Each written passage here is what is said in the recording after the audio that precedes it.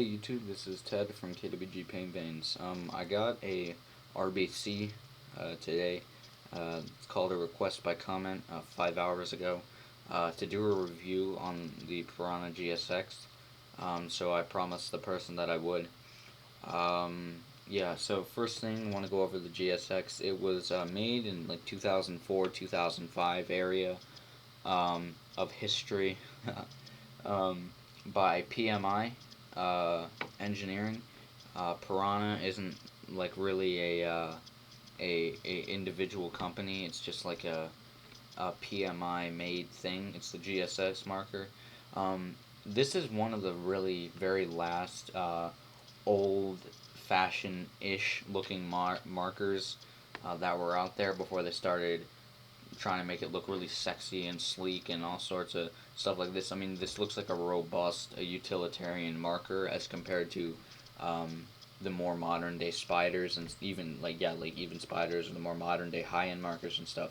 It just looks more utilitarian, and I really like that about this marker. Um, okay, the person who requested this thing, his name is Gamer 360 100. And I want to let you know right now, don't consult anything like PB Nation or TechBB or any of these online forum sites that are all about tournament play and high end shit, because they're just gonna tell you, oh, it's a old fashioned looking marker, it's a piece of shit, it's a piece of shit, it's a piece of shit. That's what they're gonna keep telling you, and that's not true. Okay, uh, so fast in paintball do markers become more and more advanced every year. Do last year's model get labeled as piece of shit markers because this year's model is so much better? And as you can see, this is 4 or 5 years behind. So I mean, holy crap, it's gonna be considered crappy, but it's not a crappy marker. It's actually a really good marker for $65 to $100 price range. I don't know how much you're getting it for. Um, Let me go over now. First of all, what you get. You usually get it in a mega pack. It comes with a CO2 or 20 ounce or 12 ounce, I think, I don't remember, CO2 and a 200 round loader made by Extreme Range. Now this is Spider because my Extreme Range loader broke, so this is what the loader is going to be like. For this marker, I'd still suggest getting an electronic loader.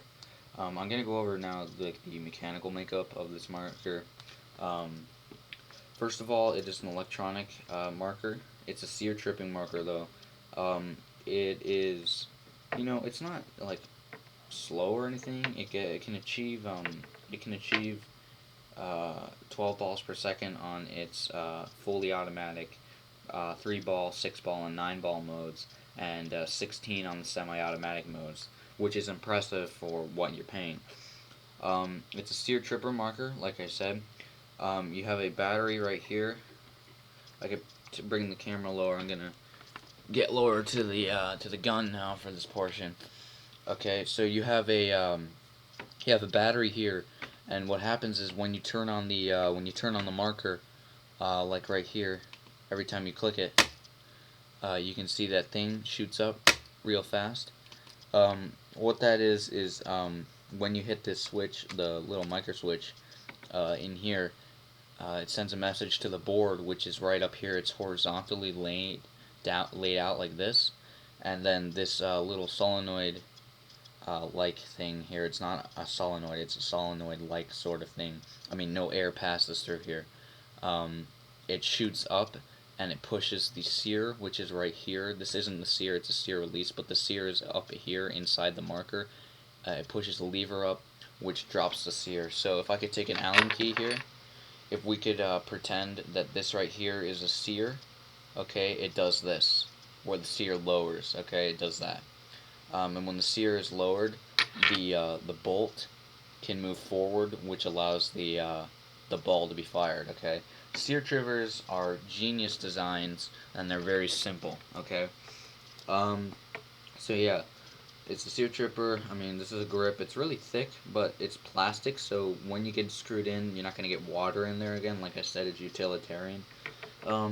It's one of the only, medium priced not medium, very cheaply priced markers that comes with like a small barrel kit.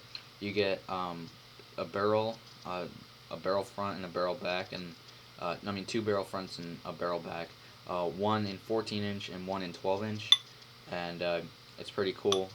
The bores of these barrels are a little big because it is a relatively old marker, and this is spider thread. This isn't autococker thread, it's spider thread, which means the threads are a little bit wider spaced. So if you have any spider threaded barrels that you want to buy, make sure they are spider threaded and they'll fit this gun perfect. This gun doesn't have eyes on it. This isn't an eye cover. It doesn't have eyes on it, but I very rarely chop paint when I use this marker, just because the way it's designed is just, pretty simple, and it's, again, utilitarian. It's not complicated process. So if you have a complicated process for the bolt without eyes, then yes, you could run into problems. But if it's a very simple process of just going back and forth with no side-to-side show or anything like that, then it's going to be, your chances of breaking a ball is not that hard. Next thing, I'm going to talk a little bit about the regulator here, okay? This is not the regulator, okay? This just is like is a foregrip, and the air flows through here. Your regulator is actually right here, and in this portion of the gun, okay? So what happens is the air goes through here, through this steel braided hose, up into this foregrip here, which is totally empty. It goes in, and it goes right in up into here, and it gets regulated all through here. And your rammer is back here, and this is where your velocity adjuster is, back here on the bolt. So what you do is you take an Allen wrench, and you just put it into this hole here, and you twist it depending on where you want your velocity to be at. Okay, so it's a stacked tube design. It's a very popular design, the stacked tube design is, which wasn't Eclipse's idea. I don't know why everyone keeps giving that credit to Eclipse. Kingman had the stacked tube design, and yeah. So I'm gonna go and take out the bolt for you now, just to show you how it works. All right, really easy bolt disassembly here. There's just one little pin here that you can push out. It's a spring-loaded bolt because it's a spring return system. And you just pull this pin out right here and set that off to the side, and we can pull the bolt out. Alright, I'm going to take it apart real quick for you. Alrighty, so now that we've got the gun set aside, yeah. Alright, so here is our rammer, okay, right here. This little groove right here is where the sear catches it, and when the sear drops, it, boom, and it rams into a piece back here, which opens up a little space for the air to escape so that it can propel the bolt. This is your bolt right here. This little green piece here, this is your bolt. This little space, hold on, that little black space right there is where the air goes in and pushes it. Yeah. Now, as you can see, it is a blowback gun, and this is a spring right here that returns it, because these two pieces are connected by this prong. So when it rams, when the trigger is pulled and it rams and the air propels it and all sorts of stuff like that, it all goes in one fluid motion like that. Okay, and when the spring gets stretched out, it brings it back, and the sear catches it, which means that the bolt's going to go all the way back again like that. Oh no, I dropped a little piece. One moment, too. Ugh, my bad. So, yeah. It's not a relatively long bolt, and because it is a spring return system, this will be coming in and out over and over again like that, so don't keep your lenses, don't keep your mask so close, because they'll start getting rammed into it, and that'll be annoying. Yeah, this, to me, is a really, actually solid marker for its performance and, like, what you get out of it and all sorts of stuff like that. I mean, it's a pretty weighty gun, it's not, like, a light gun or anything like that. But what did you expect, from something of this price range? I mean, you're not expecting, like, some sort of a pro-level marker, are you?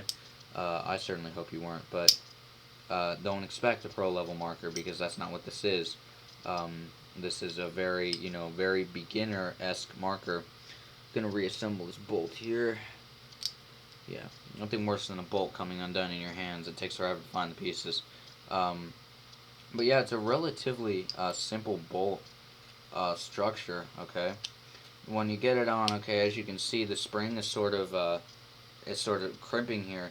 What happens is you pull the bolt back like this, and then when you release the sear, it goes forward, and this rammer, you have all the spring tension right here, and when you release it, it pushes it, goes past the sear, it hits a rammer, and the air can go through and shoot the ball. Okay, and then when it gets stretched out too much, a spring returns it back into place, and it can go again.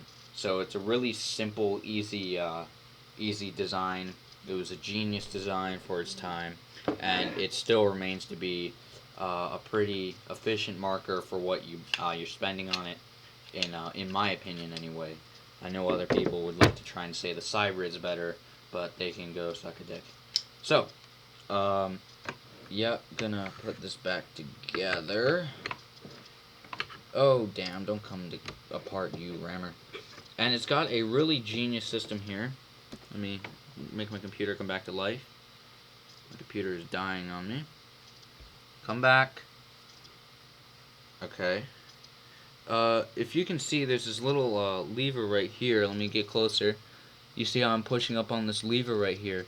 This is a sear release. In order to put your bolt back in, you have to push it up. Because the sear is always up no matter what, okay?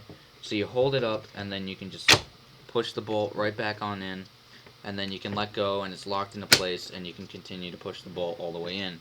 Then you can take your handy-dandy little holding pin here, snap it back into place, and now your gun's in. And if you want to make sure it still works, you can pull back your bolt like that, turn it on, and yeah, see? So yeah, all in all, this marker is very solid. One feature I forgot to mention, sorry, here, is the rail here, okay?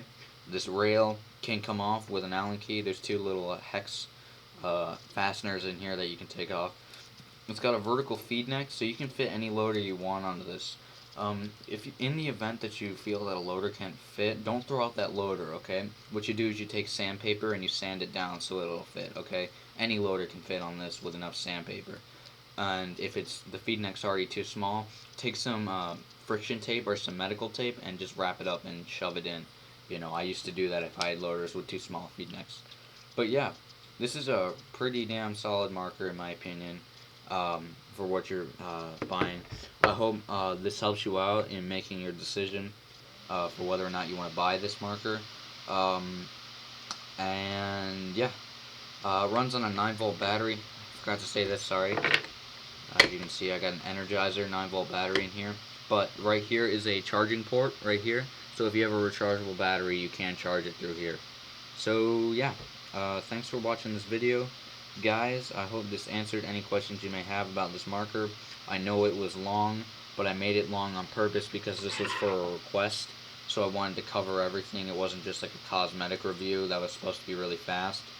And Gamer360-100, if you have any questions you want to get answered or anything like that, then just hit me up with a comment or send me a PM or whatever, and I can try and do the best I can. So yeah, thanks for watching this video, everyone.